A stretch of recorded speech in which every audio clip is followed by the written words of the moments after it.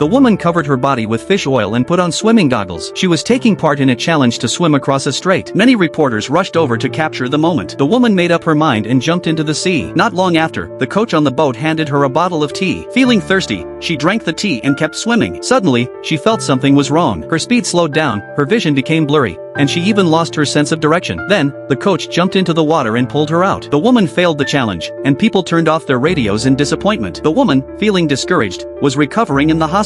Suddenly, her father, who had never supported her, showed up. He apologized to her and brought her sister along. They decided to support the woman and stay by her side. At that moment, a man walked over. He was the first man to successfully complete the challenge. He thought the woman had done well, so he was confused about her failure. The woman remembered the tea the coach had given her. After drinking it, she had stomach pain and then felt dizzy. It turned out the coach was assigned to her by the organizers. He didn't believe in her and had only allowed her to eat fruit during training. He carried seasickness pills that caused drowsiness, so he must have drugged her to stop her. The woman wanted to expose the coach, but no one would believe a loser, so she decided to try again. On the way back, the woman secretly ran out of the boat. Without telling anyone, they returned to the starting point and decided to attempt the challenge again in 3 days. Meanwhile, her sister noticed the woman's swimsuit created too much drag, so she quickly made a new one. The man helped the woman study the route. 3 days later, the people on the boat realized the woman was missing. When they rushed to the starting point, the woman had already jumped back into the sea. Reporters chased after her on their boats. Her sister angrily scolded them, but it didn't work. The man then fired a warning shot, which finally allowed the woman to continue smoothly. Suddenly, they noticed a large group of jellyfish ahead in the water, and there was no way to avoid them. The woman took a deep breath and swam through them. The jellyfish stings made her scream in pain,